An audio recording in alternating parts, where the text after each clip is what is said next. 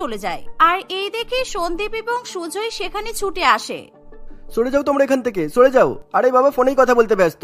আরে বাবা কিছুই তো শুনতে পাই না, দেখতেও পাচ্ছ না যে পিছন থেকে একটা গাড়ি আসছে।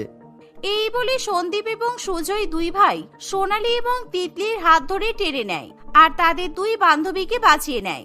এর ফলে তারা দুই বান্ধবী সন্দীপ এবং সুজয়কে ধন্যবাদ জানাতে থাকে। সন্দীপ এবং সুজয় তারা তাদের গরিব বাবা মা এবং এক বোন পিয়ালি ও বড় বৌদি অন্বেষের সঙ্গে বাস করে। সন্দীপ, সুজয় এবং তার বড় দাদা সৈকত তারা তিনজনে মিলেই গ্রামে 3 রকমের কাজ করে থাকে। সুজয় এক ফ্যাক্টরিতে কাজ করত আর সন্দীপ এবং সৈকত বাজারে তাদের একটা ফোনের দোকান ছিল। তারা সকলের ফোনের রিচার্জ করে দিত আর খারাপ ফোন ঠিক করে দিত। এভাবেই তারা 3 ভাই তাদের সংসার চালাতো। একদিন অন্বেষা বলে, আচ্ছা তোমরা দুই ভাই কবে